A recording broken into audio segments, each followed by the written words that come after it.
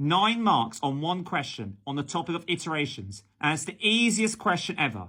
We're asked to show the equation has a solution between x equals to 0 and x equals to 1. All I've got to do is substitute my two values of x separately into my equation. Taking when x equals to 0, instead of having x cubed as x is 0, I'm not going to have 0 cubed, plus 7x in algebra means 7 multiplied by x, and that's x is 0, hence I'm going to have 7 times 0, and I've still got negative 5. Substituting into a calculator, that gives us negative 5. Now substituting when x equals to 1. Instead of having x cubed, I'm not going to have 1 cubed. Plus 7x, I'm going to have 7 now multiplied by 1. And I've still got subtract 5. Substituting to our calculator, that gives us positive 3. As there's a sign change, i.e. one negative and one positive in any order, therefore we know there's a solution lies between x equals to 0 and x equals to 1. Show that the equation can be arranged to give the following.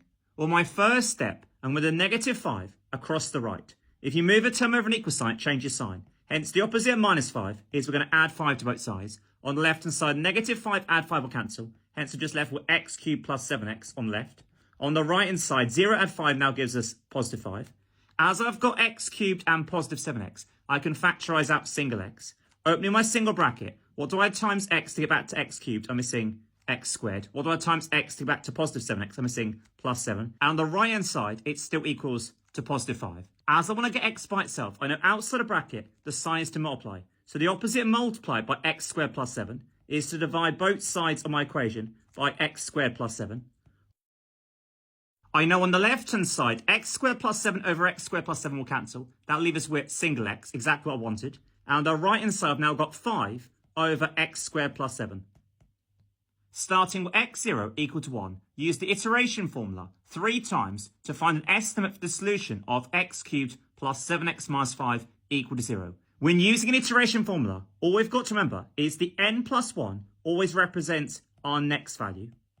And the n is always where we're substituting in our previous value. As we're starting with x0, the one up from x0 therefore will be x1.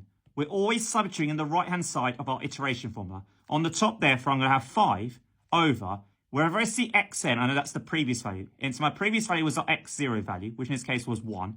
As it's xn squared, therefore I'm going to have 1 in brackets squared. And I've still got the plus 7.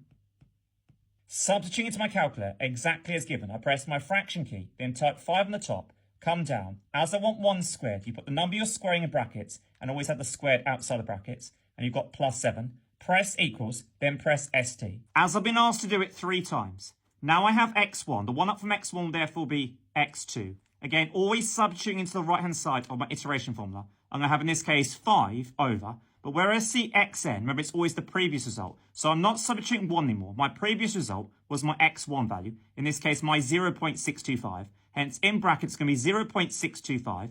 In brackets, all squared. And I've still got the plus 7.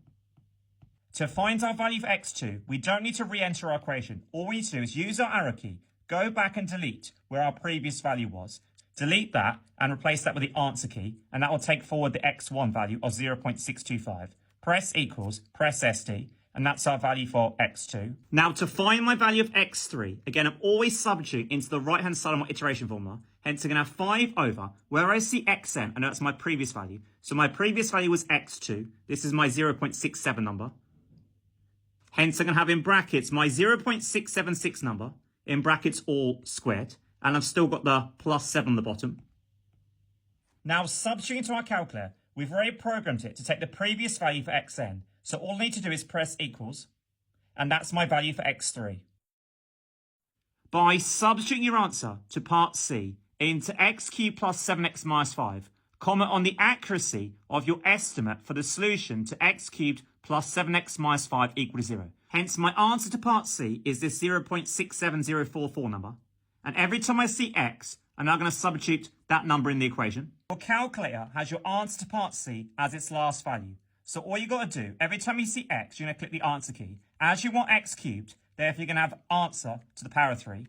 Then you're going to want plus 7x, so plus 7 lots of answer. And you want minus 5 on the end. Press equals, which gives negative 0.00549, which is accurate as the answer is close to 0.